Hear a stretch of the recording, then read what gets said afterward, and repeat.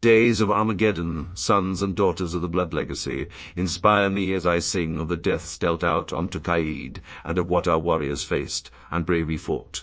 Help me paint a portrait of an apocalypse.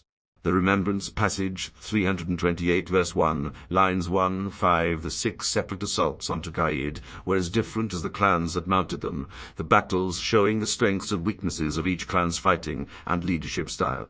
The terrain was a major factor in each outcome, as expected. The results, however, could not have been predicted. Our holotape record of the 20-day battle for Tukayyid has allowed me to summarize each encounter by clan. Smoke Jaguar, the dropships of Clan Smoke Jaguar, were the first to land on Tukayyid. Their targets were the cities of Dinju Heights and Port Raisis. In an attempt to defeat both cities swiftly, the overconfident Jaguar Khans unwisely split their forces into two groups. One group landed in the Dinju Mountains, and the second landed 30 kilometers to the south in the Raisis Delta. The Jaguar Grenadiers and the 6th Jaguar Dragoons overtook the 50th Division in the foothills of the Dinju Mountains, completely destroying the Green Unit before the rest of the Com Guard force in the area could be brought to bear. The clan force sustained minimal damage. The Com Guard forces in the Raisis Delta used the advantages offered by the terrain and some well-placed artillery to herd the 1st Jaguar Grenadiers into the marshes. Hit-and-run attacks by the 367th, 401st, and 207th Divisions of the 5th Army drove the Jaguars further and further into the Delta. By the end of the third day, the 1st Jaguar Grenadiers had been decimated. Clan Smoke Jaguar had lost nearly half its forces. The 323rd Division of the 5th Army lured the Jaguar Grenadiers and the 6th Jaguar Dragoons into Dinju Pass, where the heavier elements of the 299th were concealed, waiting to cut off their escape. The strategy was successful, and the Com Guard forces trapped the Jaguars in the pass. The noose grew tighter when several divisions of the 2nd Army arrived as reinforcements, replacing the elements of the 5th lost in the initial engagement. The Jaguars expended a tremendous amount of ammunition in an attempt to break free of the trap. The Battle of Dinju Pass had heavy casualties on both sides. Though the Smoke Jaguars finally broke through, both their Khans died leading the attack. The breakdown in the chain of command proved the Smoke Jaguars' undoing. At this point, Ilkan Kerensky ordered the dropships of Clan Smoke Jaguar to evacuate the remaining forces. Most of the 6th Jaguar Dragoons and the Jaguar Grenadiers refused to board the dropships. Rather than face the humiliation of retreating off-world, the two elite galaxies vowed to fight to the death. The Jaguars led the Com Guards in and out of the steep canyons of the Dinju Mountains, dragging out the battle beyond hope of victory before succumbing to attrition and withdrawing what was left of their troops. The Jaguars probably never realized that the 2nd Army had been brought in to reinforce the 5th. Thus they fought too long, believing that they faced only a handful of remaining foes. Estimates say that in the end, only 22% of Clan Smoke Jaguars, 3 galaxies, made it off Tukayyid. Steel Viper learning from Clan Smoke Jaguar's strategic mistake, the Khans of Clan Steel Viper chose a more conservative drop pattern, setting down en masse on the open expanse of the Kozike Plains. Their targets were Kozike Plant Station and Kelly Spring. Several divisions of the 6th Army fought a delaying action, using artillery and aerospace superiority to keep the Vipers off balance, while the rest of the Com Guard force dug in between the Vipers and their objectives, sending raiding parties out to harass the Vipers between barrages. Despite the constant harassment, the forces of Clan Steel Viper doggedly continued to push forward.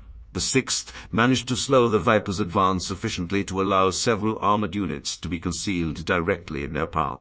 These units, coupled with an elite division of heavy mechs in hardened positions, were enough to bring Clan Steel Viper to a full halt 20 kilometers west of Kozike Ranch Station. When the Viper Guards finally crossed enemy lines, they were blocked by Devil's Bar. This field of geysers, boiling mud and wind-chiseled granite columns, which rose higher than any Mech, was only 15 kilometers wide at its narrowest point. Unsure of how to deal with this new terrain, the Vipers were again brought up short, forced to regroup and rethink their strategy. The next day, the Vipers slowly forced the Com Guards back to Devil's Bath. They copied the Wolf Clan's Galaxy formation, sweeping the Comstar forces ahead of them with a large front. The Com Guard defenders suffered serious damage. The victory at Devil's Bath cost the Steel Viper clan most of its ammunition, leaving them ill-prepared for the counter-offensive launched by 2 reserve divisions of the 2nd and 5th Guard armies that were waiting for them on the other side. When a section of the Viper battle line broke ranks, the Guard force pressed their advantage with a broad offensive. Even though these attacks failed to rout the Vipers, they were not able to advance beyond the banks of Devil's Bath. The Guard force renewed its war of attrition with light assaults along the front lines, eating away at Clan Steel Viper's reserve material. The engagement ended when the 6th Army sent the 386th and 1st Divisions after the 1st Viper Cavalry. The fresh Guard troops outmatched the beleaguered Viper forces, and the battle raged for several hours. When both clans of the clan were wounded in the action, they called for retreat. Novacat, the warriors of Clan Novacat, sought to end their fight quickly, with a mixed drop and landing just 10 kilometers from both Jojie and Tost in the Losije Lake district. The Novacats paid for their daring strategy when Guard fighters crippled one of the clan's dropships, which crashed with no survivors.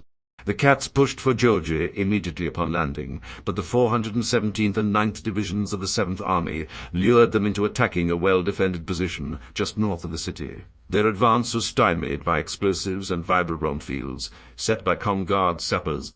Air and armor elements harassed the Cats, their artillery slowing and finally stopping their advance fewer than 5 kilometers from their target. Clan Novacat tried to pressure the Guards by sending the 44th Novacat Cavaliers east along the Losije Lake Road toward Tost, while the rest of the clan redoubled its efforts to take Jojie. The Cavaliers were taken by surprise, however, by the reserve units already in position along the road. Under heavy fire, the Cavaliers were forced into the shelter of the hills just above the lake. After a failed rescue attempt by the rest of their unit, the remaining Cavaliers were able to sneak out and rejoin the main force under cover of fog. Though quickly running out of ballistic ammunition, Clan Novacat still managed to push through the Losije Lake district, surrounding Jojie and Tost with little more than a cluster of experienced pilots and fully functional battle mechs. The Guards successfully held their position for several days, venturing out only to force the Cats to expend more of their small supply of ammunition. When the Guard defenders at Tost began to weaken, the 417th and 9th Divisions were dispatched from Jojie to attack the 21st Novacat Grenadiers at Tost, forcing the Novacats to divide their attention between the 2 divisions attacking them from the divisions attacking them from the city and the divisions attacking them from the rear. To avoid spreading their forces too thin, the Grenadiers withdrew to Jojie, concentrating their efforts on a single objective. After some light skirmishing, the 34th Novacat Guards withdrew, luring the 244th and 467th Divisions of the 7th Army into the 21st Novacat Grenadiers' waiting ambush. The 2 Novacat forces routed the green troops of the 467th, trapping the 267th, trapping the 244th. Both Guard divisions were eventually defeated, the victory buying the Cats access to several Comstar supply depots. Settling in for what they expected to be a long siege, Clan Novacat was stunned by a furious pre-dawn assault from the 7th Army that ruptured the clan's surrounding lines in several places. The Guards, having broken through the Cats' encirclement, resumed their hit-and-run tactics to great effect as Comstar armor poured in, literally overrunning the clan positions. Chaos reigned for the next 36 hours. In the end, the Novacats had given up almost half of the Lake District. Clan Novacat maintained the advantage of a surprise attack for several hours in their final advance towards Jojie and Tost, but the poor condition of the Novacats' weapons, lack of ammunition, and battle fatigue had taken its toll. The final battle for Losije claimed the heaviest casualties of the war on both sides. The 7th Army was reduced to 30% of its operational strength, and less than 3 stars of Novacats limped back to their dropship.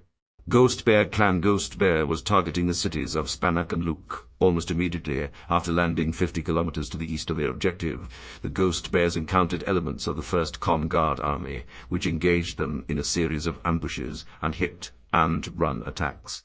The Ghost Bears managed to break the center of the 1st Army's defensive line when the 121st Guard Division failed to fall back as quickly as the rest of the line. As the 3rd cluster of the 7th Bear Guards and the 16th Bear Dragoons tried to exploit this opening and split the Comstar force, elements of the 4th Army Reserve, called in to reinforce Luke, swept past their front line and attacked their rear in a move that stopped their drive cold. Caught between the 91st and 12th Divisions, the Ghost Bears were forced to withdraw. The Com Guards set up an ambush along the projected Ghost Bear line of retreat, but instead trapped the first cluster of the 7th Bear Guards, which had been dispatched to cover the withdrawal. In the ensuing battle, the Comster troops trapped the Ghost Bears by setting fire to a forest, completely destroying the first cluster. At Spannock, the remnants of the 7th Bear Guards and the 16th Bear Dragoons linked up with elements of the 3rd Bear Cavalry that had been attempting to lay siege to the city. Knowing that the rest of the 1st and 4th armies were on the way, the Ghost Bears launched a furious offensive. Their attack unbalanced the Comstar forces, forcing them to give ground to Clan Ghost Bear while they attempted to regroup. Pressing their advantage, the Ghost Bears drove the 1st Com Guards into Spannock. Using their heavy assault clusters to pin down the Com Guards, the 3rd Bear Cavalry pushed through the defensive perimeter. Though they suffered heavy casualties, their advance quickly compromised the Com Guards' defenses. When the 1st Com Guards recognized this, they pulled out of Spannock, leaving it to the triumphant warriors of Clan Ghost Bear. When the 4th Army arrived, they were faced by 2 clan units in highly defensible locations with access to Comstar supply depots. Unwilling to risk a direct assault, the 4th began an around-the-clock artillery barrage on the 16th Bear Dragoons. Those forces of Clan Ghost Bear, not pinned down by artillery fire and not necessary to hold Spannock, attempted to take Luke.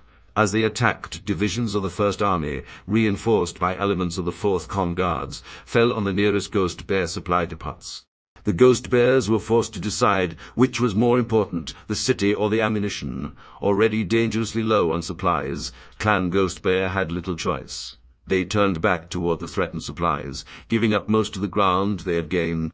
In their final push, the Ghost Bears advanced 49 kilometers into the defenses of the 1st Com Guard Army, making it to the outskirts of Luke. Too few operational Omni-Mechs remained to break through the city's defenses. However, Ghost Bear was one of the few clans able to achieve even one of their objectives. They were unable to take Luke, but had won the day at Spannock. Jade Falcon, the warriors of Clan Jade Falcon, made the most cautious landing of all. The clan's dropships landed in the dead of night on the Fresno Plain, closely guarded by the Jade Falcon aerospace fighters. The clans wanted to be ready for all eventualities. Their objectives were the cities of Olalla and Humptulips on the Fresno Plain. Jade Falcon made their advance cautiously, making full use of their recon capabilities. The Falcon's advance was so slow that it allowed the 3rd Com Guard Army and its reserve, the 11th Com Guards, more than enough time to arrange their defenses. The Com Guards initiated a series of hit-and-run attacks designed to force the Falcons to waste time creating multiple defenses. The galaxies of Clan Jade Falcon continued their slow advance, despite the constant harassment. When Clan Jade Falcon finally reached the banks of the Fresno River, their light galaxy attempted to seize the 2 bridges spanning its deep waters, only to see the bridges demolished by Com Guard explosives just as the lead elements of the galaxy were crossing. A follow-up artillery barrage forced the clan to pull back to just 20 kilometers from where they had landed, almost 50 kilometers from either of their objectives. Clan Jade Falcon's advance was blocked by the Fresno River when efforts to find a suitable ford proved fruitless. Attempts to wade through the river's swift currents also failed. What little success Jade Falcon clan achieved came through the air as their fighters established partial air superiority and began to strafe Com Guard ground forces. Clan Jade Falcon determined that they must cross the river at any cost. The assault opened with their fighters bombarding and strafing Com Guard positions on the banks. Omni-Mechs and Elementals jumped across the river, followed by the heavier Omni-Mechs, who attempted to wade across without being swept away by the current. The fight to establish a beachhead inflicted heavy damage on both sides. One Clan Jade Falcon supply depot was destroyed by Com Guard fighters during this battle. The Falcon Guard finally broke through Com Guard defenses on the far side of the Fresno River, cutting a path for the rest of their force. Clan Jade Falcon and the Com Guard defenders fought to a stalemate. As supplies dwindled and casualties mounted, Clan Jade Falcon could do little but recall their clusters and concede failure. The Falcon Guard skillfully covered the withdrawal to the pickup zones, minimizing Clan Jade Falcon casualties. Diamond Sharks, Clan Diamond Shark, set down in the Kazis Valley. They were to serve as the clan's reserve unit, with objectives chosen by the Ilkan as the battle progressed. The Diamond Shark's assignment turned out to be with elements of the 3rd Army, which had been ordered to engage them. Their initial engagement was with the 85th and 182nd Divisions, which happened to be stationed closest to the Diamond Shark's drop zone. The 19th Shark Fusiliers fared well against the 85th Division, but their drive was blunted by the 182nd Division near the town of Erkenat. The 85th regrouped and harassed the rear elements of the 19th Shark Fusiliers. The rest of the 3rd Com Guard arrived just in time to stop a concerted drive by the 7th Shark Guards down the center of the valley. When Clan Diamond Shark faced the whole of the 3rd Com Guard contingent, they discovered that their forces were evenly matched. The battle became a stalemate. The 85th Division successfully disrupted Diamond Shark supply lines for the better part of a day. The 22nd Shark Cavaliers retaliated by destroying the entire 85th Division. The rest of the 3rd Army moved into the hills and set up their defense. The battle in Kozis Valley continued to be a stalemate for several days, ending with the arrival of the 2nd and 5th Army. Their arrival cut the Diamond Sharks off from their supplies. The combined Com Guard forces laid down a barrage of shells and missiles that blasted the clan from their fortifications, destroying whole stars before the Diamond Sharks could move up. When the 2nd Army moved in on the 19th Shark Fusiliers' position, they encountered no resistance. The 22nd Shark Cavaliers fought off the first assault by the 8th Army, but they surrendered when the 2nd Army flanked and surrounded them. The 7th Shark Guards made a break for freedom, but were cut down by the 5th Army. In the end, the Clan Diamond Shark forces in the Kozak Valley were completely destroyed. The Clan Wolf dropships landed 40 kilometers southeast of their objectives, the cities of Skupo and Brasov. Once down and secure, the Clan Wolf galaxies lined up as if they expected to fight from the first step, instead of forming the loose traveling columns they favored. Arrayed against Clan Wolf was the 10th Army, composed of some of the best divisions and regiments the Com Guards had to offer. Having pinpointed the exact position of the clan landing, Precentor V. Margot Koivu deployed her forces among the trees covering the foothills of the Podasistu Mountains. Contact came as Clan Wolf passed the little hamlet of Forest's End. The Comster forces engaged the 6th Wolf Cavalry and the 121st Wolf Lancers, holding the 283rd Division to fend off the 4th Wolf Dragoons. The 283rd, though inexperienced, fought better than expected and prevented Clan Wolf closing a loop that would have trapped the divisions involved in the primary engagement. While the 283rd held off the 4th Wolf Dragoons, elements of the clan's right flank were harried by members of the elite 66th Division. The Wolf Khans, seeing no easy way around the attackers, hit them in the center of their offensive line. The concerted pressure weakened the Com Guard's formation and forced the 278th from their hilltop position. Hard pressed, the Com Guard started to fall back under cover of artillery support. Aerospace elements on either side were of little help to those on the ground, as they were fighting a running battle of their own. The retreat was accomplished in good order, and the 10th Army regrouped 20 kilometers from Brozo and Skupo, establishing a new defensive line. Precentor Koivu was concerned when her forces withdrew from Forest's End without pursuit. She had expected to be relentlessly harried, especially since Clan Wolf had blooded several divisions. Yet, as she positioned her forces outside Skupo and Brozo, the enemy was not in sight. The Precentor's concern was validated when the clan attempted to skirt the 10th in an attempt to take the enemy's rear or to bypass them entirely in a drive for Skupo. The Com Guards deployed scouts and fighters to find the wolves, but the recon fighters were harassed by Clan Wolf fighters, and so Koivu's scouts found nothing but trees and hills. As the Com Guards started to fall back, the 13th Wolf Guards started to fall back. The 13th Wolf Guards slipped behind the 166th Division. The Precentor immediately ordered her reserve divisions forward, sending the veteran 282nd Division to take on the 13th Wolf Guards and force them away from the 166th and Skupo. The next 2 hours would be crucial. The Com Guards began to pull back from their position, only to be attacked by the rest of Clan Wolf. They could not halt their withdrawal without stretching their forces dangerously thin in order to prevent Clan Wolf from slipping through their line. The Precentor ordered her reserve divisions to stand firm in the face of the Wolf Juggernaut to cover the retreat. The 282nd Division made contact with the 13th Wolf Guards, and the ensuing fight, though far more costly for the 280 steed gunned, forced the Wolf Spiders to abandon their drive.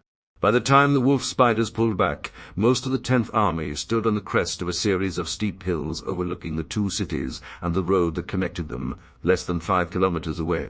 Before the Comguard forces could dig in, Clan Wolf launched another offensive. Again they engaged the Comguards up and down the line. When the defenders weakened, they hit the center of the line with a vengeance, straining the defensive perimeter to the breaking point. Having successfully broken through, the warriors of Clan Wolf stood on the road between the two cities. It was beginning to look as if Clan Wolf would encircle Brosseau, trapping most of the 10th Army. The wolf spiders were in for a shock, however. As they closed on what appeared to be an open hilltop, mechs, tanks, and squads of infantry rose out of a system of trenches to fire on the stunned wolf warriors. The fighting in the trenches was fierce and unforgiving. Only sheer stubbornness and an unwillingness to retreat saved the wolf spiders. After an hour of short-range firefights, the Comguard division pulled back, with the wolf spiders on their heels. They reached the road, ready to continue the push northward and threatening to encircle Scoop. But elements of the 9th Army appeared from the northwest, supported by aerospace fighters and artillery. The fresh troops barreled into the bulge that Clan Wolf had created between the two cities. Elements of the 9th were also diverted to reinforce the reeling 138th. By midnight, the battle line resembled the letter M. Clan Wolf had suffered a major disappointment in being prevented from closing a loop around either Scupo or Brosseau. The Comguards had achieved a great but costly victory because the 10th Army had held long enough for the 9th to arrive. The Precentor and her staff made an important discovery during the fighting. Not only was Clan Wolf being conservative with their ammunition, unlike the other clans, but they had configured their omnimechs with a heavy bias toward energy weapons. In addition, most of the elementals fought without the usual soundpack, and supply trains were following closely behind the second line. This frugality made one thing certain: the Comguards could not count on Clan Wolf running out of ammunition. The fight for Scupo and Brosseau continued, with only short respites. It was centered on the wolf spiders, who renewed their efforts against the 138th Division. Under heavy fire from the clan, the demoralized and inexperienced warriors broke and ran. Despite the reassignment of reserves from the 9th Army as reinforcements for the 138th, the wolf spiders destroyed their prey completely. As Khan Kerensky hunted, the 24th Wolf Rangers engaged the 278th Division, and the 166th fought a hit-and-run battle with the remnants of the 13th Wolf Guards. The Comguard forces were finally overwhelmed. Scupo fell to Clan Wolf. The Comguards could not slow the progress of the 13th Wolf Guards as they continued to push north to connect with the rest of their force. The resulting encirclement would trap whole Comguard divisions in Scupo. Rather than risk the loss of so many warriors, the Comguards withdrew and conceded Scupo to Clan Wolf. Even retreat would prove difficult, because Clan Wolf launched a major push at virtually the same time. This caused considerable confusion among the retreating forces. Comguard division commanders are to be praised for preventing the confusion from becoming a panic. As it was, the Wolf Guards captured almost 200 warriors in their encirclement of Scupo. The 4th Wolf Dragoons and the 6th Wolf Cavalry reappeared in the bulge. Both had been conspicuous by their absence during the past 2 days, and their arrival was dreaded, with good reason. Their main axis of attack was aimed directly at Brosseau. The force of so many clan, heavy and assault omnimechs attempting to breach the defenses around the city was daunting, and it was understandable when the 10th Army bent. It is to their credit that they did not immediately break. The divisions of the 9th Army did not wait for an order to launch their own offensive in support of the 10th, hoping to slow the Wolf offensive. The two Clan Wolf assault clusters shifted their axis. The 9th assault, instead of helping to hold the clan forces, allowed Clan Wolf to breach the defensive ring where the two armies should have met. This split the Comguard forces into 2 groups, a dangerous situation. In response to these new attacks, the 11th Army was dispatched to reinforce the faltering defense of Brosseau. Clan Wolf was expected to attack the 9th Army, but advance scouts reported the clan devoting considerable effort to raiding Comguard supply depots and creating and concealing depots of their own. Though it was obvious that Clan Wolf was willing to use its mobility to work around advantageous Comstar positions, they remained in the Porozistyu Mountains. The 11th Comguards had been assigned to that area to take part in a direct engagement with Ilkhan Ulrich Kerensky's forces. Clan Wolf gradually broke off individual battles to regroup for the final engagement in the mountains. The fighting began amid a raging thunderstorm. Clan Wolf moved forward slowly, feinting and thrusting to maintain their advantage. The links to their supply bases held, and Comstar's few attempts to disrupt these lines were quickly smashed. Even with this advantage, what little ground was taken was won at a heavy price. Khan Garth Radek was slain commanding the 6th Wolf Cavalry. Clan Wolf inflicted heavy enough damage on the Comstar forces that the 13th Army was committed to the mountains. Before the new Comstar force could join the engagement, however, the battle for Tukayyid ended.